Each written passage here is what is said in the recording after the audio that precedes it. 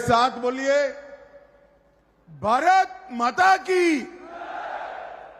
क्यों भाई, रत्नागिरी सिंधुदुर्ग वालों की आवाज को क्या हो गया है? ऐसी आवाज नहीं चलती है, शिवाजी महाराज की भूमि है भाई। मोदी जी को तीसरी बार प्रधानमंत्री बनाना है या नहीं बनाना है? जोर से बोलो, बनाना है या नहीं बनाना है? 400 पार कराना है या नहीं कराना है? अगर कराना है तो दोनों हाथ उठाइए, उठाइए दोनों हाथ, विजय के संकल्प की मुट्ठी बींचिए और प्रचंड आवाज से बोलिए, भारत माता की, वंदे, जय श्री राम, जय जय श्री राम। मेरे साथ एक बार छत्रपति महाराज का, शिवाजी महाराज का जयकारा लगाएंगे। बोलिए, जय शिवाजी, जय जय जय जय जय शिवाजी, जय जय जय जय जय भवानी। आज इस विशाल सभा में यहां पर उपस्थित प्रदेश भारतीय जनता पार्टी के अध्यक्ष और मेरे मित्र सम्मान्य चंद्रशेखर बावनकुले जी, श्री रविंद्र चौहान जी, श्री उदय सामंत जी, श्री दीपक केसरकर जी, श्री नितेश राणे जी, श्री शेखर निकम जी, श्रीमती चित्राताई वाघ जी, डॉक्टर नीलेश राणे, श्री किरण सामंत, श्री प्रमोद जठार जी, राजन तेली जी, बाल माने जी, सदानंद चौहान जी, शिल्पाताई पटवर्धन जी, और आज जिनको जिताने के लिए मैं यहां आया हूं, मोदी जी की मंत्रिमंडल के मेरे साथी श्रीमान नारायण राणे जी। राणे जी अगर आइए, राणे साहब आप जोर से ताली बजाइए राणे साहब के लिए।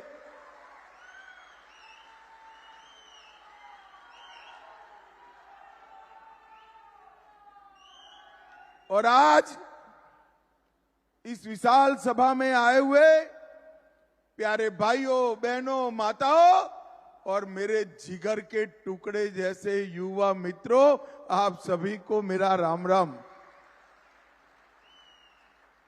मित्रों, मेरा सौभाग्य है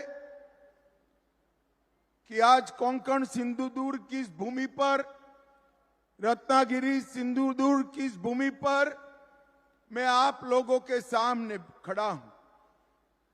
ऐतिहासिक सिंधुदुर्ग किला जो आज भी पूरी दुनिया को हिंदवी स्वराज की याद दिलाता है, वो यहीं पर स्थित है। यहीं पर से शिवाजी महाराज ने न केवल दिल्ली तक, दिल्ली से बाहर भी पूरे समंदर को हिंदुत्व की स्थापना के लिए वर्चस्व लाने का काम शिवाजी महाराज ने किया था। भाइयों बहनों, ये रत्नागिरी तिलक महाराज का भी जन्मभूमि है।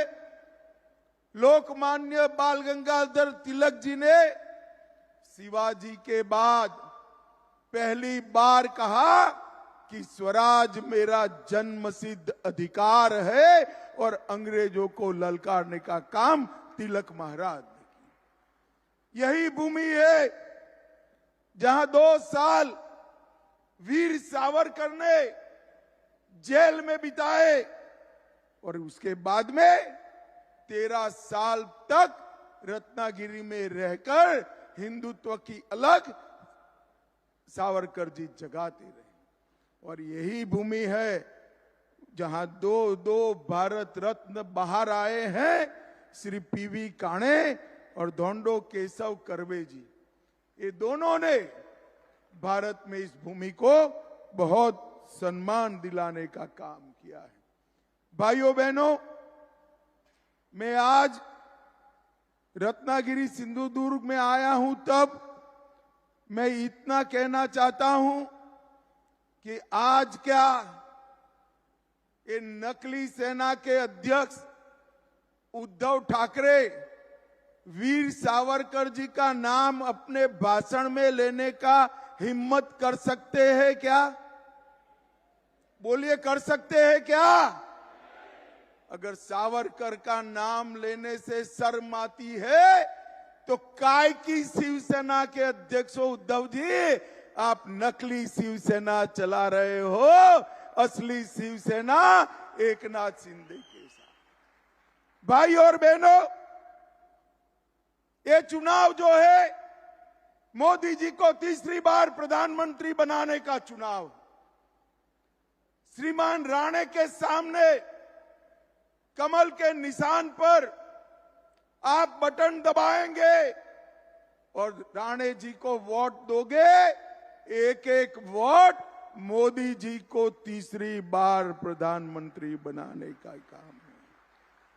भाई और बहनों, मोदी जी को तीसरी बार प्रधानमंत्री बनाने का मतलब है देश को समृद्ध करना। मोदी जी 10 साल से मनमोहन सिंह 11वें नंबर पे हमारे अर्थतंत्र को छोड़कर गए थे, मोदी जी 5वें नंबर पर लाए।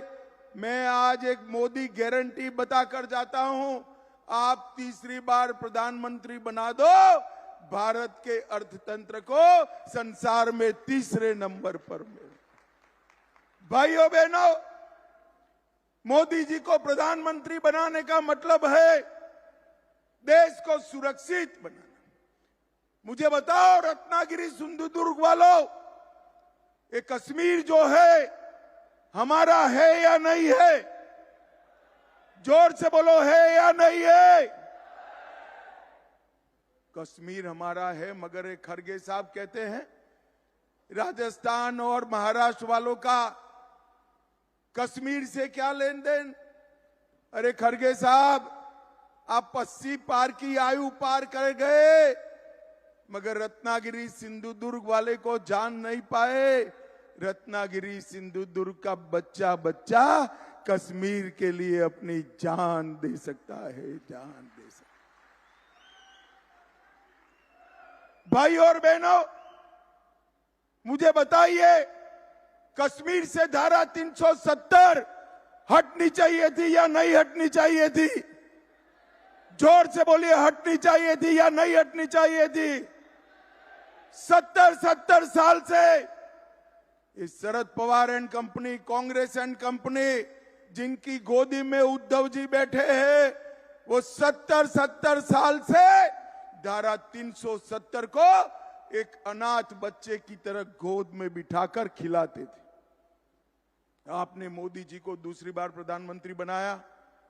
5 अगस्त 2019 को मोदी जी ने धारा 370 को समाप्त कर दिया और कश्मीर हमेशा के लिए भारत के साथ।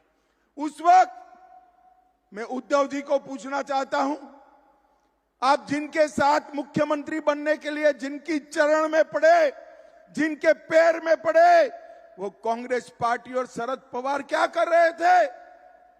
वो कांग्रेस पार्टी और शरद पवार धारा 370 हटाने का विरोध कर रहे थे। भाई और बहनों, राहुल बाबा पार्लियामेंट में खड़े हुए और उन्होंने कहा 370 मत हटाइए। मैंने कहा क्यों ना हटाए? तो उन्होंने कहा कश्मीर में खून की नदियां बह जाएगी। अरे राहुल बाबा, 5 साल हो गए, खून की नदियां छोड़ो, किसी की कंकड़ चलाने की हिम्मत नहीं है। कंकड़ चलाने, ये नरेंद्र मोदी सरकार है। कश्मीर के अंदर लाल चौक पर जाना दुष्कर था, आज लाल चौक पर कृष्ण जन्माष्टमी का जुलूस आन बान और शान के साथ निकल रहा है। भाई और बहनों, मैं आज उद्धव जी को पूछना चाहता हूं, उद्धव जी, महाराष्ट्र की जनता के सामने, बाला साहब के अनुयायियों के सामने स्पष्ट कर दो, आपको मुख्यमंत्री पद चाहिए या धारा 370 के संरक्षक कांग्रेस और एनसीपी चाहिए? और आपको भी तय करना है भाइयों बहनों, जो अपनी गद्दी संभालने के लिए, गद्दी प्राप्त करने के लिए शरद पवार और राहुल गांधी के शरण में जाए, वो महाराष्ट्र का गौरव नहीं संभाल सकते, महाराष्ट्र का गौरव नहीं संभाल सकते। भाइयों बहनों, 10 साल तक सोनिया मनमोहन की सरकार चली इस देश में। आए दिन पाकिस्तान से आलिया, मालिया, जमालिया घुस जाते थे, बम धमाके करते थे, चले जाते थे। मौनी बाबा मनमोहन सिंह मौन लगाकर दिल्ली में बैठे रहे, क्योंकि उनकी वोट बैंक की उनको चिंता थी। वोट बैंक की उनकी वोट बैंक कौन है मालूम है ना आपको?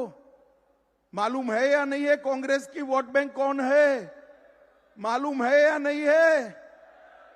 भाइयों बहनों, आपने मोदी जी को 14 में प्रधानमंत्री बनाया। उरी और पुलवामा में पाकिस्तान के आतंकवादियों ने हमला किया। 10 ही दिन में मोदी जी ने सर्जिकल स्ट्राइक, एयर स्ट्राइक कर पाकिस्तान के घर में घुसकर आतंकवादियों का सफाया करने का काम। अभी अभी छत्तीसगढ़ में भाजपा सरकार बनी, 29 नक्सलवादी मारे गए। ये कांग्रेस पार्टी कहती है ये फेक एनकाउंटर है। अरे शर्म करो राहुल बाबा, शर्म करो। जिस नक्सलियों ने सैकड़ों लोगों की जान ली, उनकी बचाव करते हो, और उद्धव जी वो राहुल बाबा के शरण में बैठे हैं। भाइयों और बहनों, मुझे बताओ, अयोध्या में राम मंदिर बनना चाहिए था या नहीं बनना चाहिए? अरे जोर से बोलो, बनना चाहिए था या नहीं बनना चाहिए था? कांग्रेस पार्टी, शरद पवार 70 साल तक राम मंदिर के प्रश्न को लटकाते रहे, अटकाते रहे, भटकाते रहे। मोदी जी को आपने दूसरी बार प्रधानमंत्री बनाया। मोदी जी ने एक 5 ही साल में केस भी जीता, भूमि पूजन भी किया, और 22 जनवरी को प्राण प्रतिष्ठा कर जय श्री राम कर दिया। भाई और बहनों, मैं उद्धव ठाकरे को बता सकता हूं, पूछ सकता हूं, और पूछना भी चाहता हूं, क्या उद्धव ठाकरे जी मुंबई में सभा कर कह सकते हैं अयोध्या में राम मंदिर बना वो अच्छा हुआ? पूछ सकते हैं क्या? नहीं पूछ सकते, क्योंकि उनकी वोट बैंक भी अब कांग्रेस की वोट बैंक हो गई है। आप उनकी वोट बैंक नहीं हो भाई। उन्होंने राम मंदिर को अटकाने वालों के साथ मुख्यमंत्री बनने के लिए समाधान करने का काम उद्धव ठाकरे जी ने किया। भाइयों और बहनों, ट्रिपल तलाक हटाना चाहिए या नहीं हटाना चाहिए? जोर से बोलिए। हटाना चाहिए नहीं हटाना चाहिए? मैं उद्धव जी को चैलेंज कर जाता हूं। उद्धव जी कल प्रेस कर बोल दो, मोदी जी ने ट्रिपल तलाक हटाया वो अच्छा किया। वो नहीं बोल पाएंगे। मुझे बताओ भाइयों बहनों, बम धमाका करने वाले PFI पर बैन लगाना चाहिए या नहीं लगाना चाहिए? जोर से बोलो, लगाना चाहिए नहीं लगाना चाहिए? क्या उद्धव ठाकरे कह सकते हैं कि PFI पर बैन लगाए अच्छा हुआ? वो नहीं कह सकते। अरे अब तो दिन आ गए हैं, वो जय शिवाजी जय भवानी का नारा लगाते हुए भी डरते हैं। भाइयों बहनों, मोदी जी ने धारा 370 को हटाया, राम मंदिर का मार्ग प्रशस्त किया, PFI पर बैन लगाया, और ट्रिपल तलाक समाप्त किया, और देश में यूनिफॉर्म सिविल कोड लाकर मुस्लिम पर्सनल लॉ को समाप्त करने का काम नरेंद्र मोदी जी ने किया। अभी सिर्फ उत्तराखंड में आया है, मोदी जी ने संकल्प पत्र में घोषणा की है कि मोदी जी को तीसरी बार प्रधानमंत्री बना दो, पूरे देश भर में UCC लाने का काम और मुस्लिम पर्सनल लॉ समाप्त करने का काम नरेंद्र मोदी जी। और भाइयों बहनों, कांग्रेस पार्टी ने अपने एजेंडा में कहा है हम ट्रिपल तलाक को वापस लाएंगे, 370 को वापस लाएंगे, पर्सनल लॉ वापस लाएंगे। अब उद्धव जी, कांग्रेस पार्टी के घोषणा पत्र के साथ आप सहमत हो या नहीं हो, बताओ। आप जवाब दीजिएगा उद्धव जी, मौन मत हो जाइएगा। रत्नागिरी सिंधुदुर्ग नहीं, पूरे महाराष्ट्र की जनता आपसे जानना चाहती है कि आप ट्रिपल तलाक के समर्थक हो या हटाओगे, मुस्लिम पर्सनल लॉ के समर्थक हो या हटाना चाहते हो, 370 हटाना चाहते हो या रखना चाहते हो, आतंकवादियों को जवाब देना चाहते हो या वोट बैंक के लिए उनको बिरयानी खिलाना चाहते हो। उद्धव ठाकरे, आपको जवाब देना पड़ेगा, ऐसा नहीं चलेगा। बाला साहब की विरासत ऐसे नहीं मिलती है उद्धव जी। बाला साहब के यहां आपने जन्म लिया, विरासत तो नारायण राणे, एकनाथ शिंदे और राज ठाकरे के पास रह गई, आप कब की पीछे छोड़कर चले गए। भाई और बहनों, ये महाराष्ट्र का चुनाव असली शिवसेना कौन है वो तय करने वाला चुनाव है। भाइयों बहनों, एक प्रकार से ये इंडी अलायंस जो है एक प्रकार से औरंगजेब फैन क्लब बन गई। अब सिंधुदुर्ग रत्नागिरी वालों को तय करना है कि मोदी जी के साथ जाना है या औरंगजेब फैन क्लब के साथ जाना है। भाइयों बहनों, हम जब नाम बदलते हैं औरंगाबाद का, तब भी ये विरोध करते हैं। और उद्धव जी, मैं बताना चाहता हूं, ये नाम संभाजी महाराज के नाम से आपके स्वर्गीय पूज्य पिताजी श्रद्धेय बाला साहब ठाकरे जी ने रखा था, जिनको भाजपा शिवसेना सरकार ने जमीन पर उतारा। भाइयों बहनों, मोदी जी ने ये 10 साल के अंदर गरीबों के कल्याण के लिए ढेर सारे काम किए। मोदी जी ने 60 करोड़ से ज्यादा गरीबों को प्रति व्यक्ति प्रति माह 5 किलो अनाज फ्री ऑफ कॉस्ट देने का काम किया। मोदी जी ने 14 करोड़ शौचालय गरीब माताओं के घर में बनाए। मोदी जी ने 11 करोड़ गरीब माताओं को गैस का सिलेंडर दिया, 3 करोड़ गरीबों को घर दिया और इसके साथ साथ 60 करोड़ लोगों को 5 लाख तक का पूरा स्वास्थ्य का खर्चा मुफ्त में देने का काम नरेंद्र मोदी जी ने किया। और मुझे बताओ सिंधुदुर्ग रत्नागिरी वालों, कोरोना के दोनों टीका आपको लगे हैं या नहीं लगे हैं? हाथ ऊपर कर बताओ, लगे हैं या नहीं लगे हैं? किसी को 25 पैसा भी देना पड़ा है क्या? मोदी जी ने 130 करोड़ लोगों को कॉफी पिलाकर मुफ्त में 2 टीके लगाकर देश को कोरोना से सुरक्षित करने का काम हमारे नेता नरेंद्र मोदी ने किया। और भाई और बहनों, उस वक्त राहुल बाबा क्या कहते थे? राहुल बाबा कहते थे टीका मत लगाइयो, ये मोदी टीका है। ये तो अच्छा है कि रत्नागिरी सिंधुदुर्ग वाले उनकी सुनते नहीं है, देश में कोई सुनता नहीं है। सबने जाकर टीका लगा दिया। जब उन्होंने देखा सारे लोग लगाए, एक दिन अंधेरे में बहन प्रियंका को लेकर वो भी चुपचाप टीका लगाकर आ गए। अरे राहुल बाबा, कोरोना जैसी महामारी में राजनीति करते हो, शर्म आनी चाहिए, शर्म आनी चाहिए।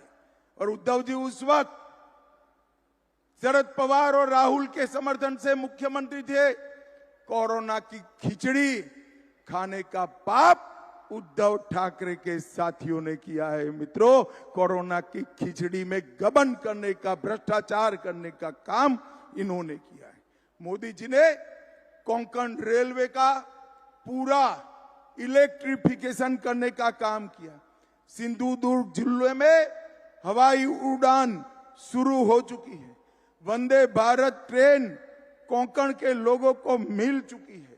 12 स्टेशन नए बनाने की शुरुआत हो चुकी है। एनडीए की सरकार ने काजू बोर्ड बनाकर काजू के खेती करने वाले किसानों के लिए एक बहुत बड़ा फैसला लिया है। और आपके जो आम है ना रत्नागिरी वालों, आपके आम के लिए भी अलग से आम का बोर्ड बनाने का काम भी बहुत जल्दी पूरा होने वाला है। 12,000 से ज्यादा घर सिर्फ रत्नागिरी में बनाए, 11 लाख किसानों को किसान सम्मान निधि दिया, सिंधु दुर्ग में 3 लाख परिवारों को आयुष्मान भारत का फायदा मिला, 84,000 घरों में नल से जल पहुंचा और उज्ज्वला योजना में 1,51,000 माताओं को गैस का सिलेंडर देने का काम नरेंद्र मोदी सरकार ने किया। और मित्रों, मैं मत्स्य पालन करने वाले भाइयों को भी कहना चाहता हूं, 121 करोड़ का प्रोजेक्ट रत्नागिरी डिस्ट्रिक्ट में फिशरीज हार्बर बनाकर अपने मछुआरा भाइयों के लिए बहुत बड़ा काम नरेंद्र मोदी सरकार ने, और 146 करोड़ की प्रोजेक्ट कॉस्ट के साथ सखरी नेट रत्नागिरी डिस्ट्रिक्ट में भी फिशरी हार्बर बन रहा है। भाइयों बहनों, फिश लैंडिंग सेंटर के लिए 51 करोड़ का प्रोजेक्ट 6 स्थानों पर नरेंद्र मोदी जी ने लाया। मैं आज राणे साहब के लिए एक बात बताना चाहता हूं। राणे साहब के मंत्रालय में, उनके नेतृत्व में, मोदी जी के मार्गदर्शन में विश्वकर्मा भाइयों के लिए 13,000 करोड़ का प्रोजेक्ट नरेंद्र मोदी जी ने चला। मैं मेरे मत क्षेत्र की बात करता हूं। सुथार हो, लुहार हो, मछुआरा हो, सुनार हो, जूते बनाने वाला मोची हो, इस प्रकार के 20 काम करने वाली छोटी छोटी जातियों को ट्रेनिंग भी दिया, साधन भी दिए और 13,000 करोड़ का लोन विदाउट गारंटी दिया। विदाउट गारंटी नहीं दिया, उसका एक बड़ा आदमी गारंटर है। ये 13,000 करोड़ की लोन का गारंटर अपना प्रधानमंत्री नरेंद्र मोदी है। नरेंद्र मोदी, उसको कोई गारंटी नहीं लानी है, घर नहीं लिख कर देना है, एफडी नहीं गिरो करनी है। मोदी जी की आबरू पर उसको 13,000 करोड़ का लोन। ये सारे गरीब विश्वकर्मा भाइयों, 20 जातियों के लोगों को लोन मिलेगा। एक पूरा काम का आयोजन हमारे नारायण राणे साहब ने किया है। जोर से ताली बजाओ नारायण राणे के लिए। भाई और बहनों, अब समय आ गया है देश को विकसित बनाने का। हमारा देश कब तक पीछे चलता रहेगा? आप मुझे बताओ, रत्नागिरी सिंधु दुर्ग वालों, ये देश दुनिया में 1 नंबर पर होना चाहिए या नहीं होना चाहिए? जोर से बोलो, होना चाहिए या नहीं होना चाहिए? क्या शरद पवार कर सकते हैं? जोर से बोलना, कर सकते हैं? ममता बनर्जी कर सकती है? उद्धव ठाकरे कर सकते हैं? स्टालिन कर सकते हैं? अरे राहुल बाबा कर सकते हैं क्या? अरे हंस क्यों पड़ते हो यार, वो भी एक नेता है। भाइयों, मैंने तो कई बार सोचता हूं, इसमें से प्रधानमंत्री का प्रत्याशी कौन है? भगवान न करे, ऐसा होने वाला नहीं है, मगर इनके हाथ में अगर अधिकार आ गया तो प्रधानमंत्री कौन बनेगा? अभी अभी उनके एक बड़े नेता जो जॉकर टाइप के हैं, उनको पूछा कि कौन बनेगा, तो उसने कहा बारी बारी सभी लोग 1-1 साल बन जाएंगे। मजाक रखा है क्या? इस तरह से देश नहीं चलते। इस देश ने अस्थिर सरकारों का दर्द भोगा है। मुझे बताइए भाइयों बहनों, ये बारी बारी प्रधानमंत्री बनाने वाली इंडी अलायंस आई और कोरोना जैसी महामारी हुई तो कौन देश संभालेगा? भारत के मतदाताओं को मालूम होना चाहिए कि पूर्ण बहुमत की सरकार चाहिए, एक मजबूत नेतृत्व चाहिए। 23 साल से शासन करने के बाद भी जिस पर 25 पैसे का आरोप नहीं है, ऐसा प्रामाणिक नरेंद्र मोदी चाहिए। 23 साल तक सीएम और प्रधानमंत्री रहने के बाद भी, 23 साल प्रधानमंत्री रहने के बाद भी एक दिन छुट्टी न ले, ऐसा प्रधानमंत्री नरेंद्र मोदी चाहिए भाइयों। ये 12 लाख करोड़ के घपले घोटाले भ्रष्टाचार करने वाला इंडी अलायंस देश को नहीं संभाल सकता। थोड़ी गर्मी बढ़ते ही थाईलैंड में छुट्टी मनाने जाने वाले राहुल गांधी देश को नहीं संभाल सकते। मित्रों, मैं आज आपको विश्वास के साथ कहने आया हूं, इस देश को नंबर 1 पर कोई ले जा सकते हैं तो मेरे और आपके नेता नरेंद्र मोदी ले जा सकते। भाइयों बहनों, महाराष्ट्र के विकास के लिए मोदी जी समर्पित। मैं आज शरद राव जी को पूछना चाहता, शरद पवार साहब बताइए, आप 10 साल यूपीए में रसूखदार मंत्री थे, 10 साल में यूपीए ने महाराष्ट्र के लिए क्या किया? मेरा गला बैठ गया। मैं विदर्भ में भी पूछ कर आया, पुणे में भी पूछ कर आया, जवाब नहीं देते। मगर मैं तो बनिया हूं भाई, पाई पाई का हिसाब लेकर आया हूं। देना चाहिए नहीं देना चाहिए हिसाब? भाई जरा जोर से बोलो, देना चाहिए नहीं देना चाहिए? इन लोगों ने 10 साल में सिर्फ महाराष्ट्र को 1,91,000 करोड़ दिया था। कितना दिया था? 1,91,000 करोड़। मोदी जी ने ये 10 साल में 10,80,000 करोड़ रुपया देने का काम। ढेर सारे इंफ्रास्ट्रक्चर के प्रोजेक्ट मोदी जी ने महाराष्ट्र में दिए हैं। और मैं आपको बताना चाहता हूं, हमारे देवेंद्र फडणवीस ने इन्वेस्टमेंट में भारत में महाराष्ट्र को नंबर 1 बनाने का काम किया है। नंबर 1 बने।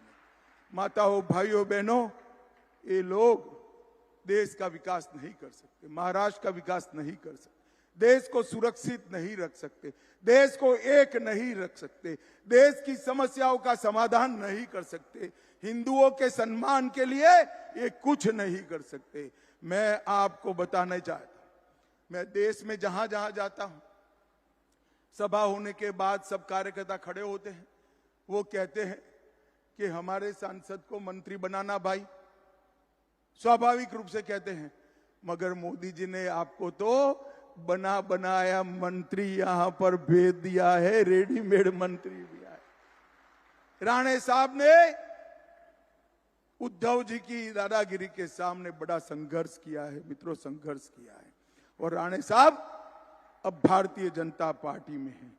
रत्नागिरी को बहुत बड़ा चेहरा भारतीय जनता पार्टी ने दिया है। मेरा आप सबसे करबद्ध निवेदन है, राणे साहब को उनके राजनीतिक कद के हिसाब से प्रचंड बहुमत से जिताने का काम करिए और मोदी जी के हाथ मजबूत करिए। मुझे बताओ भाइयों बहनों, कमल के निशान पर बटन दबाएंगे क्या? अरे जोर से बोलो, ऐसे क्या बोलते हो? बड़ी दूर से आया हूं मैं। बटन दबाएंगे कमल के निशान पर, नारायण राणे जी को जिताएंगे, 400 पार करेंगे, मोदी जी को तीसरी बार प्रधानमंत्री बनाएंगे। तो मेरे साथ दोनों हाथ उठाइए, उठाइए दोनों हाथ, विजय के संकल्प की मुट्ठी भींच कर बोलिए, जय श्री राम, जय जय श्री राम, वंदे वंदे।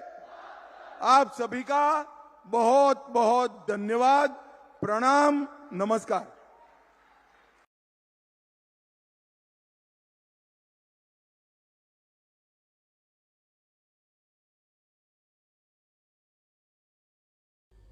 आमची व्हिडिओ बातमी आवडल्यास लाईक, शेअर आणि समांतर चॅनलला सबस्क्राईब करायला विसरू नका।